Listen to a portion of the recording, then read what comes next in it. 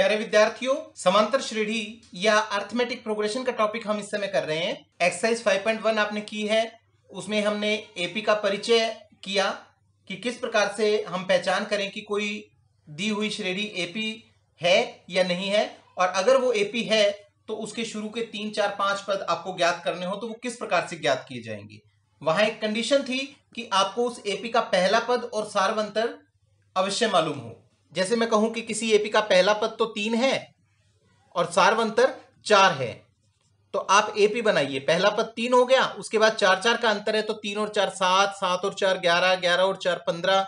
इस प्रकार से पहला, दूसरा, तीसरा, चौथा, 5वां पद आप ज्ञात करेंगे तो 15 के बाद 19 आ जाएगा। फिर 4 4 जोड़ते हुए इस प्रकार से हम आगे बढ़ते जाएंगे।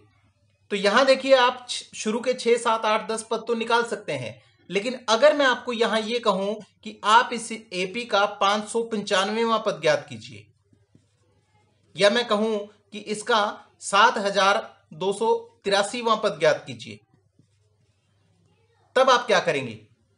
क्या आप इस प्रकार से करेंगे कि 4 4 जोड़ते हुए आप आगे बढ़ते रहें और फिर आप इनको गिने कि 595 हो गए या नहीं? तो जब तक 595 पद नहीं होते तब तक आप 4 जोड़ते रहें। क्या आप ऐसा करेंगे? बिल्कुल नहीं, क्योंकि ये तरीका बहुत ही मुश्किल और लंबा हो जाएगा और इसमें सही उत्तर आने के चांसेस बहुत कम होंगे। तो यहां इसी चीज को आसान बनाने के लिए हम एक नया तरीका, एक नया फॉर्मूला इस्टेब्लिश करने जा रहे हैं। किसी एपी का nवां पद ज्ञात करने का सूत्र। nवां पद का अर्थ यहां पर क्या है? ये n कुछ भी हो सकता है। n ये 10 भी हो सकता है, 20 भी हो सकता है, 595 भी हो सकता है, 7283 भी हो सकता है। किसी एपी में अगर आपको a और d दे दिया जाए, पहला पद और सार्वंतर दे दिया जाए, तो उस एपी का कोई भी पद ज्ञात कैसे किया जाए, इसके लिए हम एक फॉर्मूला इस्टेब्लिश करने जा रहे हैं, एक सूत्र बनाने जा रहे हैं। तो ध्यान से देखिएगा। मान लीजिए किसी एपी का पहला पद a है और सार्वंतर वहां पर d दिया हुआ है। तो अब यहां मैंने शुरू के 5-6 पद लिखे हैं, जैसे हम पहले करते आए हैं उसी तरीके से आप इसके शुरू के 5 या 6 पद ज्ञात करके देखिए क्या होगा। a1 मैंने लिखा है पहला पद, और पहला पद a दिया हुआ है तो आप a1 को a के इक्वल लिख दीजिए। उसके बाद क्या होता है, कोई भी पद निकालने के लिए उससे पहले वाले पद में सार्वंतर यानी कि d जोड़ना होता है। अब a2 निकालना है तो पहले पद में d जोड़ दीजिए, दूसरा पद आ गया a प्लस डी। इसी प्रकार तीसरा पद ज्ञात करने के लिए आपको a प्लस डी में d जोड़ना है, तो a प्लस डी में d जोड़ेंगे 2d हो जाएगा। इसमें फिर से आप d जोड़ेंगे तो चौथा पद आ जाएगा 2d और d 3d। इसमें d और जोड़ेंगे तो a प्लस 4d आ जाएगा। इसमें फिर d जोड़ेंगे तो a प्लस 5d आ जाएगा। इसी प्रकार से 7वां पद निकालेंगे तो a प्लस 6d आ जाएगा। अब आप इन शुरू के 6-7 पदों को बड़े ध्यान से देखिए, इनमें कुछ समानता आपको नजर आएगी। वो समानता क्या है? देखिए, a सभी में आपको नजर आ रहा है, प्लस सभी में आ रहा है, d सभी में आ रहा है। अब आप कहेंगे कि इस पहले पद में d नहीं है तो कोई बात नहीं, मैं लगा देता हूं, d के साथ 0 मल्टीप्लाई कर देते हैं तो ये 0d हो गया, जिससे कोई फर्क भी नहीं पड़ा, क्योंकि 0 को d से मल्टीप्लाई करने पर 0 होगा, a प्लस 0 a ही रह जाएगा। लेकिन इनको एक सिमिट्री में, एक सिमिलैरिटी में लाने के लिए हमने 0d कर दिया यहां पर। तो आप देख रहे हैं कि a सभी में है, d सभी में है, और बीच का साइन भी सभी में प्लस है, लेकिन एक डिफरेंस भी सभी के अंदर आपको नजर आ रहा है। देखिए, d का जो कोफिशिएंट या गुणांक है वो सभी में अलग अलग है। तो यहां से इस सारी डिस्कशन के आधार पर हम इन सबकी सिमिलैरिटी और जो एक अंतर है या जो एक डिफरेंट चीज है, उन सबको ध्यान में रखते हुए अगर हम an के लिए सूत्र बनाते हैं तो देखिए क्या होगा।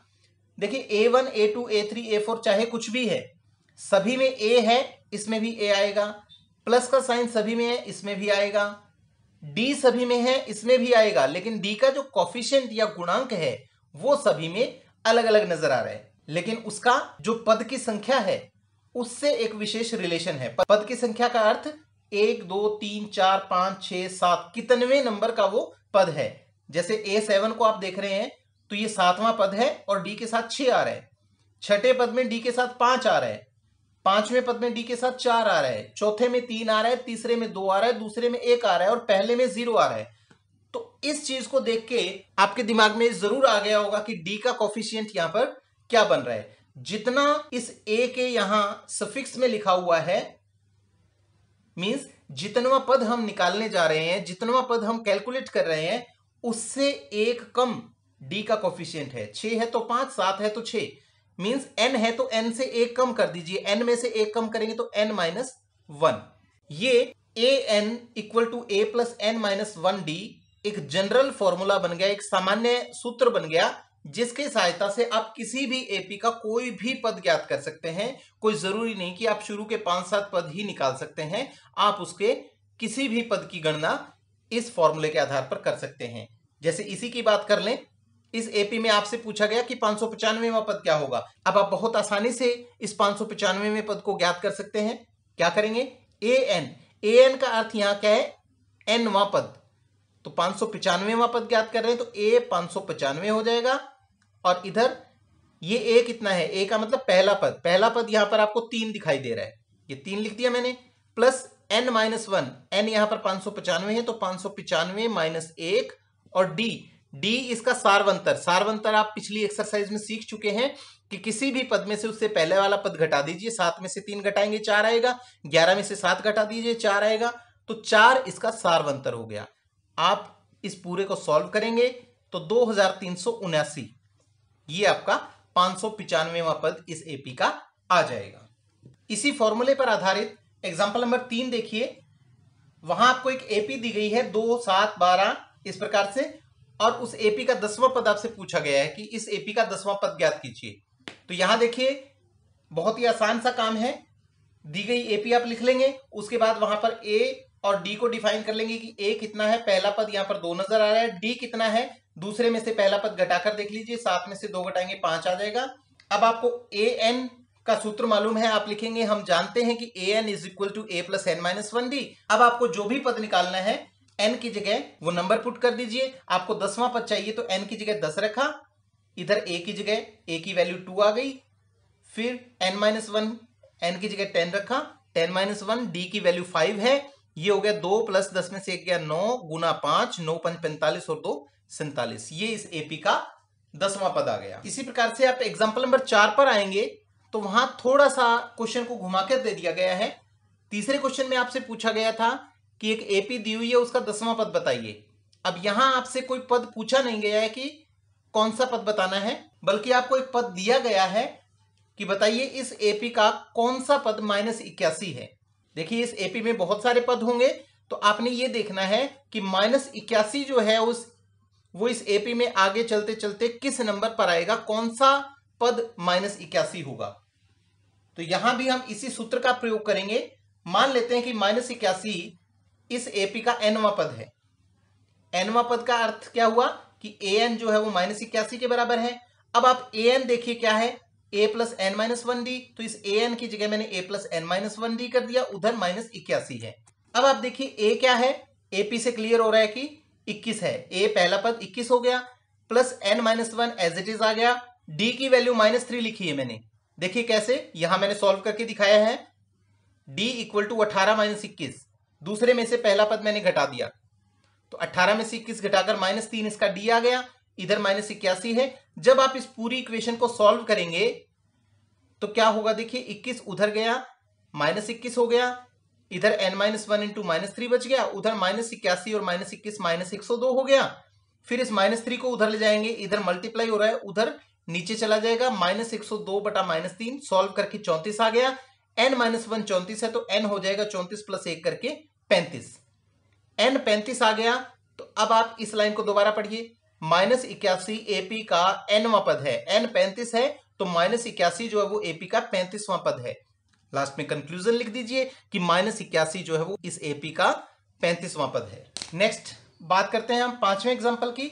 5वें एग्जांपल में थोड़ा सा और अलग तरीके से क्वेश्चन दिया गया है। वहां आपको ना तो पहला पद दिया हुआ है और ना ही सारवंतर दिया हुआ है, अर्थात कोई एपी दे नहीं रखी है, बल्कि आपने पता करना है कि एपी क्या है।